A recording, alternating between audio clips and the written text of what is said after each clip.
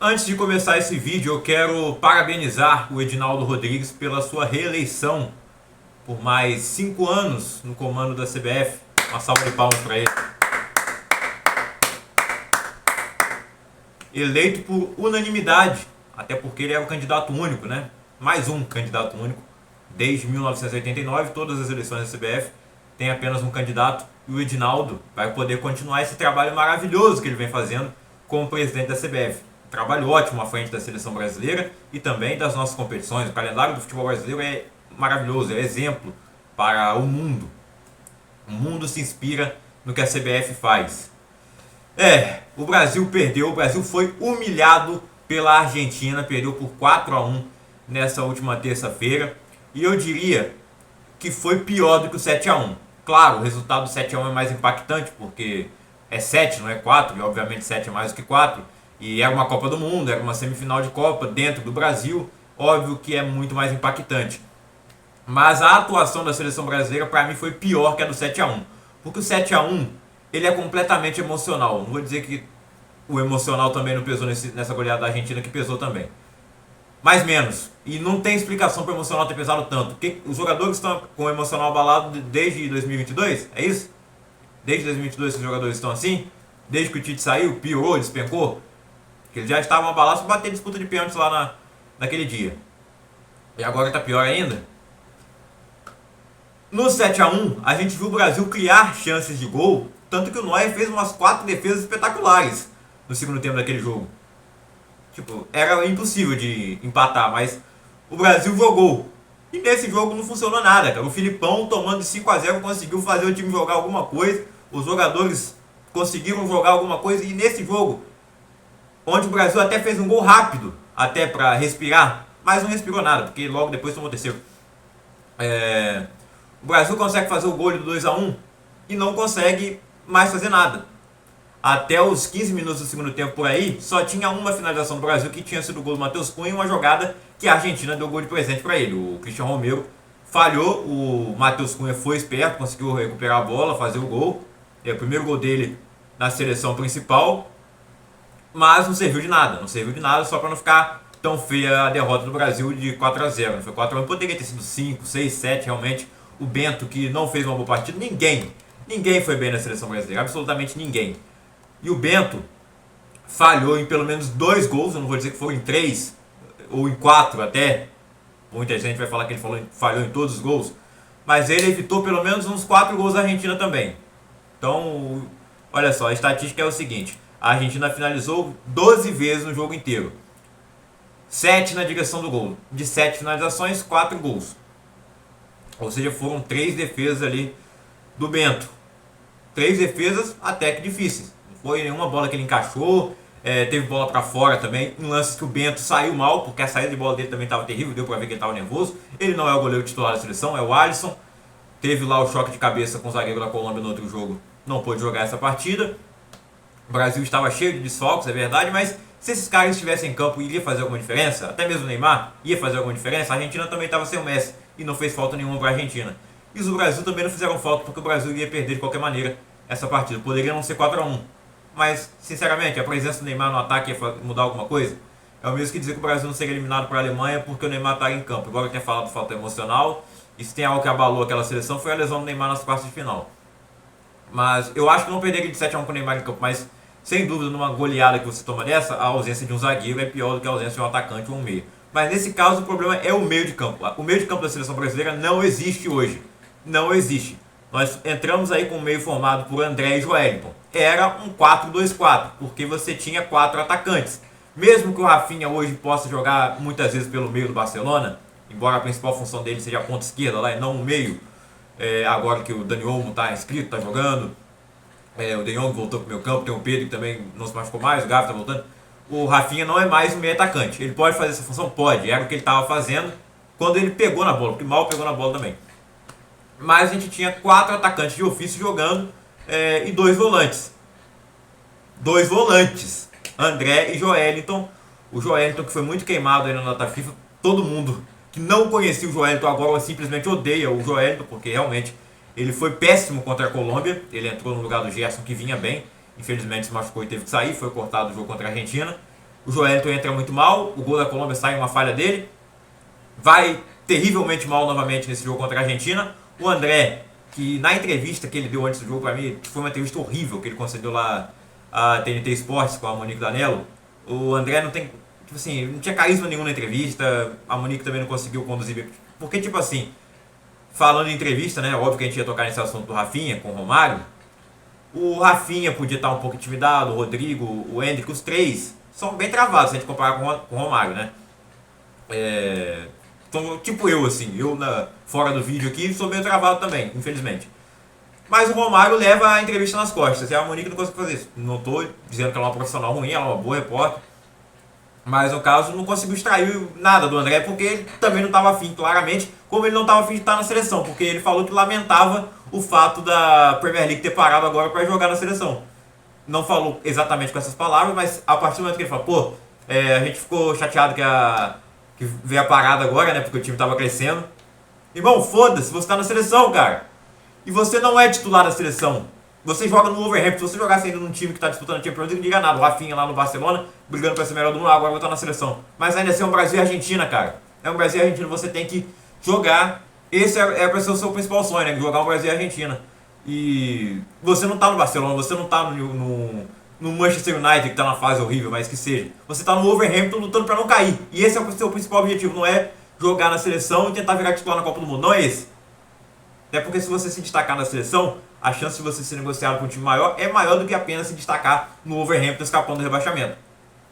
E olha que eu não sou aquele cara com o discurso, tá levando fulano da Premier League, tá lá na parte de baixo da tabela, não leva um cara que está se destacando no Brasileiro. Mas nesse caso, realmente deveria, porque quando saiu o Gerson, ele trouxe o João Gomes, saiu o Bruno Guimarães também por lesão, ele trouxe o... Até esqueci quem foi, cara. O Ederson, né? O Ederson da Atalanta. Que tá jogando bem também na Atalanta, e a Atalanta tá na parte de cima da tabela lá do italiano, mas assim, não tinha meio atacante. Ele não levou o Andrés Pereira na primeira vez, teve essas reconvocações todas, né? O primeiro corte do Neymar, ali deveria ser o Andrés Pereira convocado. Não, levou o Endrick, que já, pra mim já deveria estar entre os principais. Mas o Dorival tem algo contra o Endrick, não dá pra entender. E aí quando o jogo tá ferrado, tá 4x1 pra Argentina, ele vai lá e coloca o Endrick. Vai lá, Endrick, me salva. Você fez isso lá contra a Inglaterra na minha estreia, você fez isso contra a Espanha, agora faz também contra a Argentina de novo. Sendo que eu não conto com você não serve para ser titular, eu nem te convoquei, né? Agora vai lá e resolve. E o Endrick até mostrou personalidade. Tentou resolver sozinho, mas não dá para resolver sozinho, né? No futebol de hoje. Quem é que pega a bola, dribla 3 jogadores e faz gol? O Messi fazia isso no auge dele, mas hoje ele também não vai fazer. E a Argentina ganhou o jogo na coletividade. O time que sabia muito bem o que estava fazendo e entrou em campo sabendo que ia ganhar o jogo a qualquer momento. E ganhou. E ficou barato, 4x1. E a torcida tá certa de zoar mesmo. O Rafinha falou demais, acabou não fazendo quase nada. O grande lance do Rafinha foi uma cobrança de falta quando já estava 4x1. A bola foi no travessão, mas mais perto de fora do que dentro mesmo. E se fosse no gol, acho que o Martins estava na bola. E não brigou. O Rafinha parecia um aluno que sofre bullying na escola, que aguenta tudo calado. O Martins deu uma trombada nele quando acabou o primeiro tempo, ele ficou quieto. Os outros jogadores também ninguém fez nada. O Endrick chegou pra tirar alguma satisfação, mas assim, cadê? Ele falou que ia dar porrada neles, ia ser porrada neles dentro e fora de campo se precisasse. Não foi nem dentro nem fora. A porrada foi deles na gente, um 4x1. E não teve deslealdade nenhuma dos jogadores argentinos com os jogadores brasileiros. Teve um lance ou outro ali, acho, uma falta no Vinícius Júnior que podia ser marcado, mas aí eu vou culpar a arbitragem. E o Vinícius Júnior mais uma vez também não fez uma grande partida, mas foi melhor que o Rodrigo. O Rodrigo não jogou nada nessa data FIFA. E é impressionante, né? No Real Madrid eu tenho elogiado ele bastante, acho que ele faz uma temporada até mais regular do que a do Vinícius. E até mesmo que o Mbappé começou mal, o Rodrigo por muito tempo ele falou, pô, tá sendo injustiçado, não é o melhor da partida, não ganhou o prêmio. Foi injustiçado sim no ano passado lá pela Bola de Ouro, nem ser citado, né, no The Best também. Mas na seleção não tá jogando nada. Ele tá envergonhando a camisa 10 com o futebol que ele tá apresentando e apático também. Eu falei com o Rafinha que instigou a briga e não participou direito, o Rodrigo então ele não aparece nem na briga. Ele, cara, é um jogador sem sangue dentro do campo.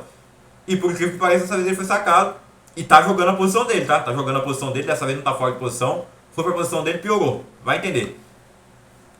Não dá mais pro Dorival, não dá mais pro Dorival. É uma pena aí a estreia do Murilo na seleção ter sido desse jeito, né? Tanta gente queria ver ele convocado. E quando ele é convocado, Na oportunidade dele estrear é uma partida horrível dele também. Não estou eximindo ele de culpa, porque ele foi um dos piores em campo. Mas estreia numa fogueira, né, cara? Com um esquema todo mal montado, que o Dorival poderia ter mudado, vendo que a Argentina tinha um meio de campo muito forte. Mesmo sem o Messi, eram 5 meses em campo, cara. E o Thiago Almada fez o que quis, o Depou fez o que quis. O Paredes foi o único cara assim, mais resguardado ali como volante, né? Porque o Depou é um segundo volante, mas que sai muito bem pro jogo. O Enzo também passeou, cara. Todo mundo, né? O Julian Álvares. Estavam até fazendo lá a comparação, né? Eu disse que na comparação Rodrigo e Julian Álvares, eu escolheria o Julian Álvares. Até para montar um ataque, né, com um centroavante. Na partida não tem o que falar, né? Quem jogou mais. Assim, uma pena também pelo Wesley, que entrou bem no primeiro jogo. Contra a Colômbia, mudou a partida ali. Foi muito bem e ganhou a vaga de titular nesse jogo. Mas, infelizmente, também não conseguiu fazer nada, né, cara? No lance do segundo gol ele estava em cima, mas o Marquinhos também, muito mal. Não vou nem criticar tanto o Marquinhos assim. Tá vivendo um momento ruim fora de campo agora. Depois do jogo foi anunciado que o quarto filho dele que ia nascer, infelizmente, não vai nascer mais. Acabou sendo vítima de um aborto espontâneo. Toda a força pro Marquinhos nesse momento, mas realmente não fez boa partida contra a Colômbia, não fez de novo. Eu não sou o maior crítico do Marquinhos, eu acho que ele está voltando ao seu melhor no PSG, mas na seleção,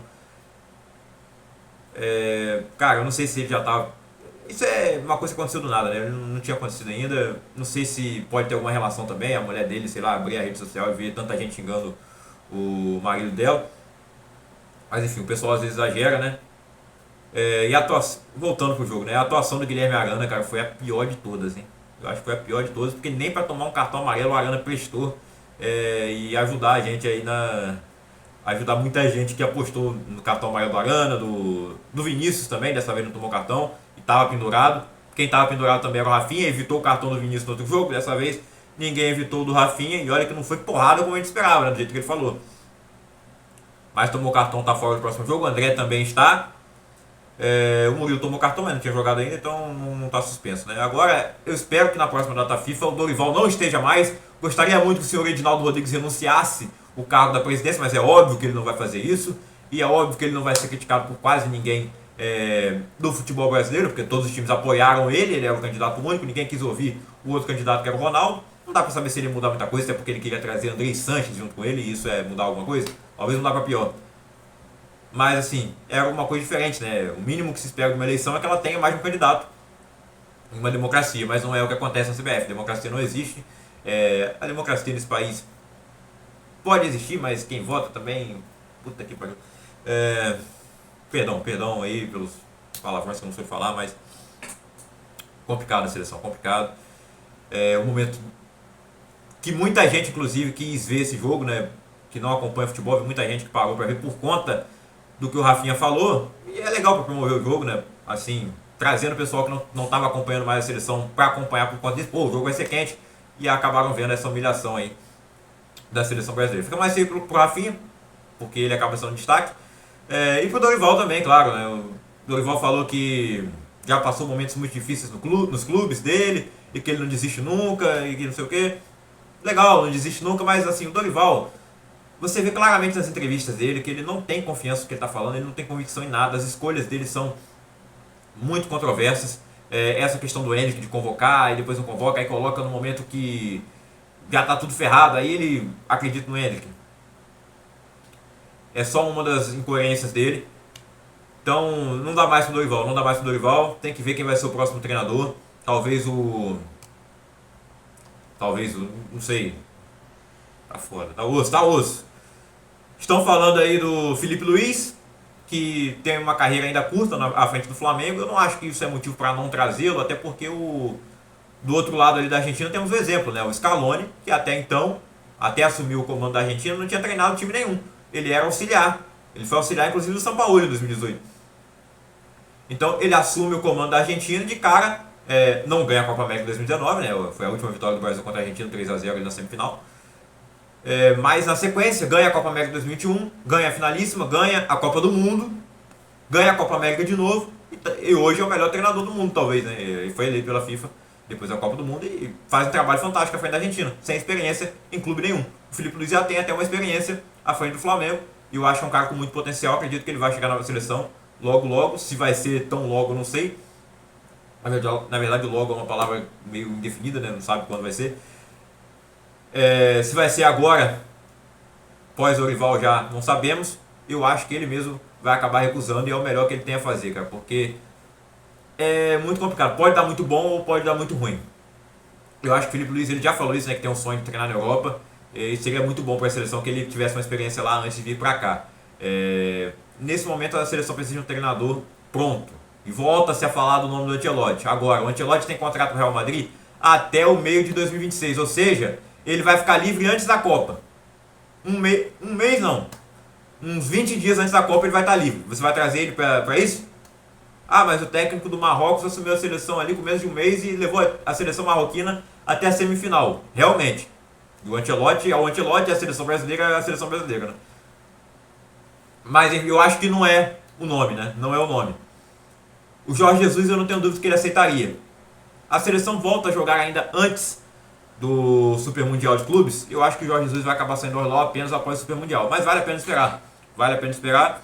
Agora, se demitir o Dorival, agora vai voltar o Ramon Menezes de novo como interino? Eu não sei. É terrível pensar isso também. O Ramon que devia ter sido demitido da base, depois do que foi a Copa do Mundo Sub-20 e do que foi o pré-olímpico. Não levou a seleção para a Olimpíada. É uma bagunça a CBF, é uma bagunça o futebol brasileiro, reflexo do país. O país é uma bagunça. E é isso, a seleção é reflexo do país. Já teve momentos que o país esteve mal e a seleção esteve bem? Teve.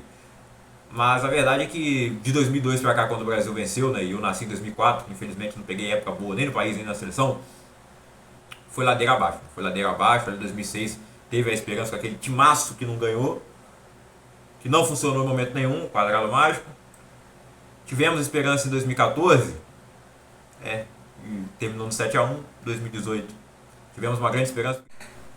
Deu um corte aqui no vídeo porque a memória do celular encheu, então eu tava falando sobre o Tite, que quando assumiu a seleção em 2016 fez um ótimo trabalho assim de cara, né? Melhorou muito o que vinha sendo com o Dunga, aí todo mundo chegou empolgado na Copa de 2018, infelizmente caímos para a Bélgica, depois ele teve a oportunidade de disputar mais um ciclo, mais umas eliminatórias ali onde o Brasil dessa vez não encantou tanto, mas que tinha um aproveitamento espetacular, e agora a gente tem esse aproveitamento ridículo. Mas que graças a uma Copa do Mundo que vai ter 48 seleções, pode chegar até 64 em 2030, mas em 26 vai ter 48, não tem como o Brasil ficar fora. A disputa da eliminatória é para ver quem vai ficar em sétimo e ter a chance de ir para a repescagem.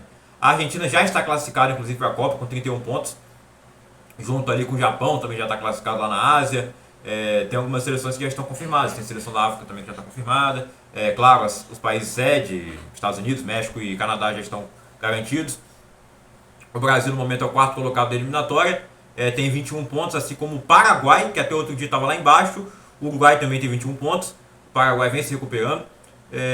A Colômbia tem 20 pontos ali na sexta posição e o Equador é o segundo colocado, está muito bem o Equador. A Venezuela é o sétimo colocado com 15 pontos, no momento está ficando com a vaga de repescagem. Tem ali brigando a Bolívia, o Peru e o Chile, que no momento é a pior seleção da América do Sul. O Peru vem se recuperando aí com o Guerreiro, né? Guerreiro, 41 anos, voltou para a seleção. E talvez jogadores dessa idade voltem para a seleção aí do jeito que tá, né? O pessoal tá falando isso. Enfim, deixa aí nos comentários a sua opinião, quem você acha que deve ser o novo treinador da seleção brasileira. Dorival não dá mais. Vamos ver o que o Edinaldo arruma. Vai vir de novo com história de Ancelotti, eu não acredito. E já falei, né? Ele vai ficar no Real Madrid até 2026. Só se ele saísse agora depois do Super Mundial. E ainda assim tem muita gente falando, ele já não quis antes, vai querer agora. Mesmo que ele queira, eu acho que o Brasil não tem que trazer. Se ele quiser, eu acho que tem que trazer sim. Mas eu acho que ele não quer. Ele não é maluco. Jorge Jesus eu acho que aceitaria, depois do Super Mundial, que ele vai jogar com o Hilal. Tem os nomes aqui do Brasil, sem ser brasileiro também, o Abel Ferreira. Filipe Luiz é um nome que está sendo muito citado e eu acho que eu já falei sobre isso, né? Eu não sei porque o vídeo cortou e eu demorei a perceber. Mas o Filipe Luiz, pela idade, não é um empecilho para mim não, porque o Scaloni não tinha experiência antes de assumir a Argentina. E assumiu de cara a Argentina. O Filipe Luiz até vai ter uma experiência pouca, mas bem sucedida no Flamengo. Mas como eu disse, eu acho que o melhor para ele seria não aceitar agora, porque o risco de dar errado é muito grande. Nada garante que ele, você pode falhar nessa Copa que você vai ter a chance na outra. Nada garante isso, né? Se o vexame for grande, ele vai rodar. Mas o Brasil não chega na Copa como favorito. E tem gente que acha, se agarra aí a aquelas misticidades, né? De que pro Brasil é bom chegar como questionado na Copa, porque quando chega assim é que ganha. Vamos ver, vamos ver. Vamos ver. É uma bagunça, é uma zona no futebol brasileiro. O Brasil é uma zona em todas as áreas. É reflexo. Bom, perdão pelo vídeo longo, perdão pelos excessos. Deixa o like, se inscreva no canal, ativa o sininho das notificações. E até o próximo vídeo. Brasileirão começa no final de semana. Esse nosso calendário maravilhoso feito pela CBF, mas também os clubes não fazem força nenhuma para sair das mãos da CBF, né? A liga não vai para frente porque cada time pensa apenas em si. E quando convém questionar, o Edinaldo Rodrigues questiona, mas na hora de fazer algo realmente contra, vai lá todo mundo, apoia a candidatura, vota nele e segue a vida. Ordem e progresso é a maior hipocrisia desse país.